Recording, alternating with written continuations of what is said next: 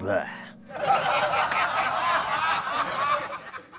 For my next movie, Witchfinder General, a.k.a. The Conqueror Worm, from 1968, directed by Michael Reeves. He'll hang, burn, and mutilate you. He's the ...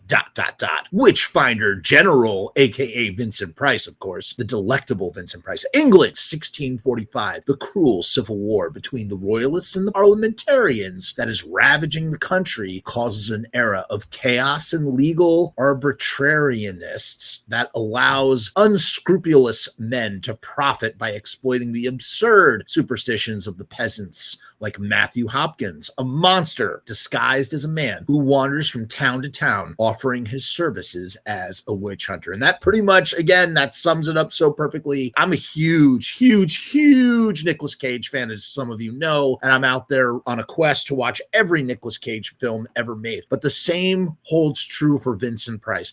I love me Vincent Price in the same way that I love Nicolas Cage. And I recently had the thought to myself, man, you know who would be the perfect star for a Vincent Price biopic? Would be Nicolas Cage. He would crush it. He would crush it as Vincent Price. How would it work? I don't exactly know, but it would work. Nicolas Cage would find a way to embody Vincent Price in the most wonderful way, in the most scenery-chewing way. It would be delicious and wonderful. So yeah, this guy Matthew Hopkins, he roams around the countryside. He accuses people. He gets caught up with this soldier and his wife and the priest, and she's like, I'll let you sleep with me if you spare this priest. And so he's like kind of down with that because he's a really corrupt dude. He's wicked, man. He really is. He's a wicked guy. All you got to know is you got to know what witchfinders were all about. They basically went around, accused people of being witch, put them into trials. You know, hey, if you sink, then you weren't a witch and you'll die clean. But if you are a witch and you float, then we're going to burn you. So it's like you're condemned to death no matter what based on our accusation. But like there's a chance that your soul will be excused, you know, your immortal soul, which is what people really cared about quite a bit back in the day, right? This soldier guy, he goes to get revenge against Matthew Hopkins and he gets it. And there are some gnarly people burnings, right? Because innocent people, these are all innocent people. There's no supernatural elements. Going back to like what I was just talking about with Sinister, I love that Witchfinder General is actually set in like a real world where witches obviously don't really exist. The wickedness, the horrifying element is the Witchfinder General and not the fact that there might be witches. Kind of like The Witch, right? The Witch, you're not sure if there's are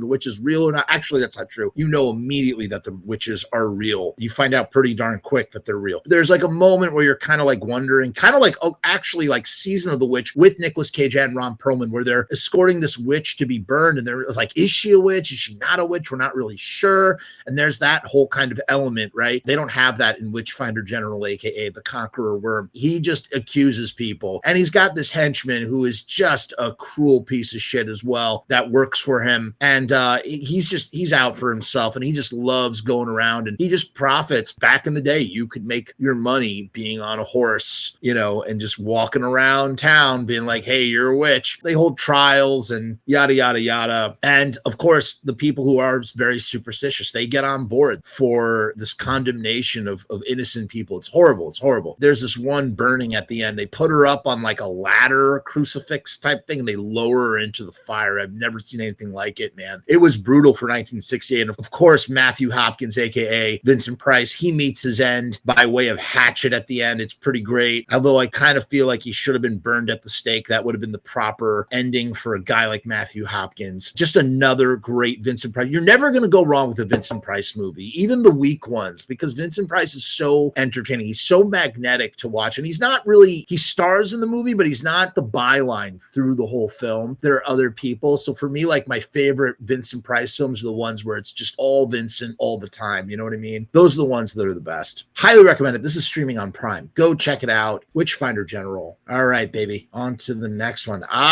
Here we go.